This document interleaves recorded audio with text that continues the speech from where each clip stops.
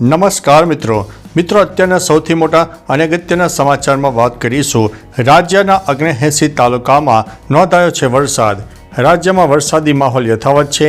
સામે આવેલા આંકડા અનુસાર ગુજરાતમાં 79 તાલુકામાં મેઘમહેર થઈ છે। સૌથી વધુ અમદાવાદ શહેરમાં 1.5 ઇંચ તેમજ બનાસકાંઠાના વડગામમાં 1 ઇંચ વરસાદ નોંધાયો છે। ખેડાના મેમદાવાદમાં પણ 1 ઇંચ વરસાદ નોંધાયો છે। આ ઉપરાંત વડોદરામાં સતત બીજા દિવસે ધોધમાર વરસાદ વરસ્યો હતો। આણંદ જિલ્લામાં પણ મેઘમહેર જોવા મળી હતી। મિત્રો, અન્ય મહત્વના સમાચારની વાત કરીએ તો આજે ગુજરાતમાં ક્યાં પડી શકે છે વરસાદ? હવામાન વિભાગની આગાહી પ્રમાણે ઉત્તર ગુજરાતમાં અનેક વિસ્તારમાં વરસાદની શક્યતા છે। આગામી 7 દિવસ તમામ જિલ્લામાં હળવા મધ્યમ વરસાદની શક્યતા રહે છે। ઉપરાંત બનાસકાંઠા, સાબરકાંઠા, અરવલ્લી, મહીસાગર જિલ્લાના અમુક વિસ્તારમાં ભારે વરસાદની શક્યતા રહેલી છે। આ ઉપરાંત આગામી 7 દિવસ સુધી રાજ્યના અનેક વિસ્તારોમાં હળવાથી સામાન્ય વરસાદની શક્યતા વર્ણવવામાં આવી છે। મિત્રો, અન્ય મહત્વના સમાચારની વાત કરીએ તો ગુજરાતની આ યોજના વિશે જરૂર તમે જાણો। ગુજરાત સરકારે અનાથ અને નિરાધાર બાળકો માટે પાલક માતા પિતા યોજના શરૂ કરી છે, જેનાથી આ બાળકોને દર મહિને 3000 રૂપિયા સહાય મળશે। બાળકના માતા પિતા બંનેનું અવસાન થયેલ હોય તો તેના પિતા કે માતાએ બીજા લગ્ન કર્યા હોય તેવા બાળકોને આ યોજના લાગુ પડે છે। આ યોજના માટેની ઓનલાઈન અરજી કરવાની છેલ્લી તારીખ 31 ઓગસ્ટ છે। યોજનાનો મુખ્ય ઉદ્દેશ્ય અનાથ અને નિરાધાર બાળકોને આર્થિક સહાય પૂરી પાડવાનો છે। મિત્રો, અન્ય મહત્વના સમાચારની વાત કરીએ તો 9 સ્ત્રીઓને મારનાર આરોપીની ધરપકડ। બરેલીમાં મહિલાઓની હત્યા કરનાર સિરિયલ કિલરની શુક્રવારે ધરપકડ કરવામાં આવી છે। સિરિયલ કિલરની ઓળખ કુલદીપ તરીકે થઈ છે। બરેલીના એસએસપી અનુરાગ આર્યએ આ જાણકારી આપી છે। આરોપી મહિલાઓને પોતાની જાળમાં ફસાવતો હતો, જે બાદ તેમને શારીરિક સંબંધ બાંધવા માટે મજબૂર કરતો હતો। જ્યારે તેઓ ના પાડતા ત્યારે તે મહિલાઓને મારતો હતો અને સાડી વચ્ચે તેનું ગળું દબાવી દેતો હતો અને તેની હત્યા પણ કરી દેતો હતો।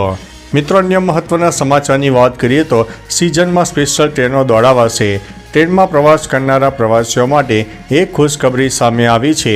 ભારતીય રેલવે તરફથી સુરતના ઉધનાથી ગાજીપુર શહેર વચ્ચે સ્પેશિયલ ટ્રેન દોડાવવાનો નિર્ણય લેવામાં આવ્યો છે।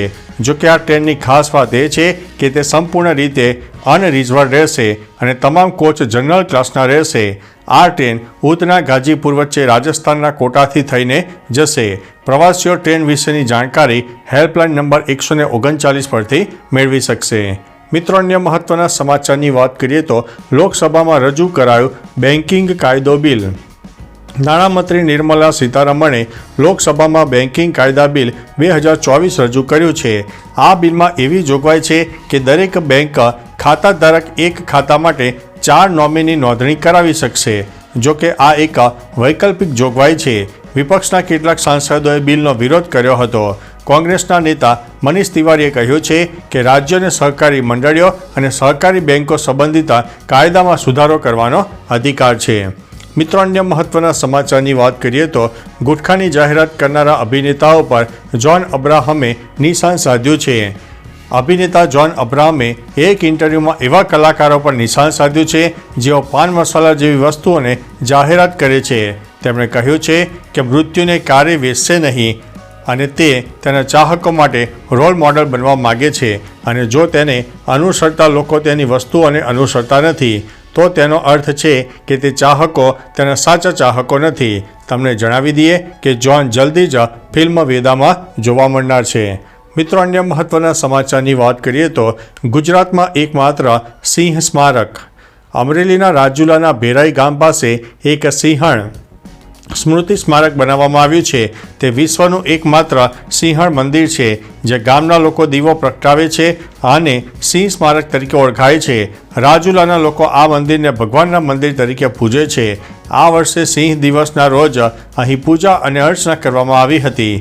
ઉપરાંત સિંહ દિવસ હતો ત્યારે પણ પૂજા અર્ચના કરવામાં આવી હતી। મિત્રો, અન્ય મહત્વના સમાચારની વાત કરીએ તો ટ્રેનની અડફેટે આવ્યા બાદ પણ કંઈ જ થયું નહીં આ વ્યક્તિને। ગુજરાતીમાં કહેવત છે કે રામ રાખે તેને કોણ ચાખે। આવો જ એક ચોંકાવનારો કિસ્સો ઉત્તર પ્રદેશના બિજનૌરમાં સામે આવ્યો છે, જ્યાં એક ટ્રેન સ્પીડમાં જઈ રહી હતી ત્યારે અચાનક સામે પાટા પરથી એક વ્યક્તિ દેખાયો. લોકો પાયલોટે જીઆરપીને જાણ કરી એ વ્યક્તિ ટ્રેનની અડફેટે આવી ગયો હતો. જ્યારે પોલીસ સ્થળ પર પહોંચી ત્યારે તે પાટા પર પડ્યો હતો, પરંતુ તેને જરા પર ઈજા પહોંચી ન હતી. મિત્રો, અન્ય મહત્વના સમાચારની વાત કરીએ તો આઈઆઈટી ઇન્દોરને શેના માટે બનાવ્યા છે ખાસ shoes? Indian institute of technology એટલે કે આઈઆઈટીએ સૈનિકો માટે એક નવું સંશોધન કર્યું છે. આ સંશોધનમાં આઈઆઈટીએ સૈનિકો માટે ખાસ ટેકનોલોજીવાળા બૂટ બનાવ્યા છે, જે જવાનો માટે ખૂબ જ મદદરૂપ સાબિત થશે. આ શૂઝ પહેરીને ચાલવાથી વીજળી ઉત્પન્ન થશે અને સૈનિકોનું લોકેશન પણ જાણવાની સરળતાથી જાણી શકાશે. આઈઆઈટી ઇન્દોર દ્વારા આ ઇલેક્ટ્રિક શૂઝ તૈયાર કરવામાં આવ્યા છે. મિત્રો, અન્ય મહત્વના સમાચારની વાત કરીએ તો કરોડોમાં વેચાયેલા આઇન્સ્ટાઈનના પત્રમાં શું છે ખાસ? હાલમાં જ આઇન્સ્ટાઈનનો એક પત્ર 33 કરોડ રૂપિયામાં નીલામીમાં આવ્યો છે. આઇન્સ્ટાઈને 1939માં રાષ્ટ્રપતિ ફ્રેન્કલિન ડી રૂઝવેલ્ટને એક પત્ર લખ્યો હતો. એવું કહેવાય છે કે આ પત્રે અણુબોમ્બ બનાવવાના અમેરિકન પ્રયાસને શરૂ કરવામાં મદદ કરી હતી. આઇન્સ્ટાઈને આ પત્ર બીજા વૈજ્ઞાનિક લિયો શીજલાર્ડથી મદદથી લખ્યો હતો. મિત્રો, અન્ય મહત્વના સમાચારની વાત કરીએ તો લંડનમાં આંતરરાષ્ટ્રીય વિદ્યાર્થીઓની સંખ્યા ઘટી રહી છે. યુકેમાં ઉચ્ચ અભ્યાસ માટે નોંધણી કરનારા આંતરરાષ્ટ્રીય વિદ્યાર્થીઓની સંખ્યા ઘટી રહી છે. આ અંગેના ડેટા ઉપર નજર નાખીએ તો જાણવા મળે છે કે વર્ષ 2023ની સરખામણીએ આ વર્ષે જાન્યુઆરી અને જુલાઈ મહિનામાં આવનારા સ્ટુડન્ટ વિઝા અરજીઓમાં 16% ઘટાડો નોંધાયો છે. આ વર્ષે અહીં પોસ્ટ ગ્રેજ્યુએશન માટે આવનારા વિદ્યાર્થીઓની સંખ્યામાં 50% સુધીનો ઘટાડો થયો છે. મિત્રો, અન્ય મહત્વના સમાચારની વાત કરીએ તો ગુજરાતમાં ચાંદીપુરા વાયરસનો કહેર.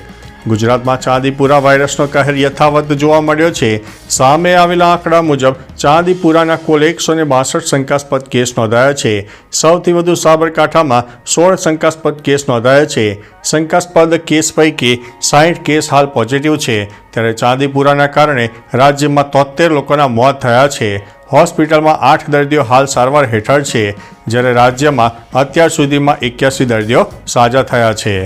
તો ચાલો મિત્રો, ફરીથી દેશ અને દુનિયાના સુપરફાસ્ટ સમાચાર લઈને મળતા રહીશો. ત્યાં સુધી અમને રજા આપશો. નમસ્તે.